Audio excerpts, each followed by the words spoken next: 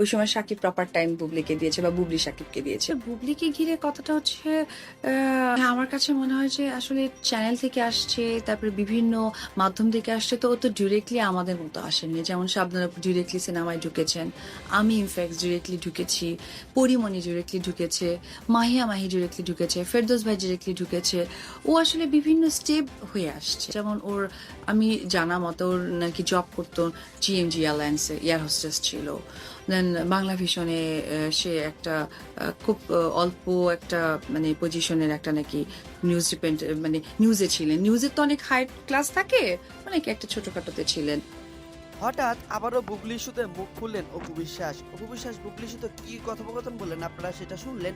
তবে এখানে কথা হচ্ছে মেগাস্টার শাকিব খান এবং অপু বিশ্বাস এবং বুবলি তিনজনের যাদের কানেক্ট রয়েছে, সেই ক্ষেত্রে মাঝে মাঝে অপু বিশ্বাস এবং শবনম বুবলি দুজনের মধ্যে কিছু কথোপকথন হয়, যেটার প্রমাণ এটাতে পেয়ে গেলেন।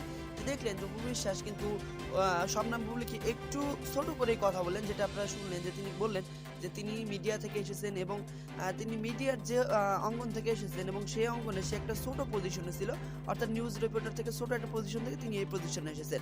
তো অপু বিশ্বাসের এই কথোপকথন শুনে আপনার মন্তব্যটা কি? অপু বিশ্বাস যে শবনম বুবলিকে নিয়ে যে কথোপকথন বললেন, এইটা শুনে আপনার কি মনে হচ্ছে? আমরা প্রত্যেকে জানি মেগাস্টার শাকিব খান দ্বিতীয়বার অপু বিশ্বাসকে বিবাহ করতেছেন। তো এইসব ইস্যুতেই আসলে এই কথোপকথনটা চলে এসেছে। তো আপনার মন্তব্যটা কি? অবশ্যই কমেন্ট করে জানাতে ভুলবেন না।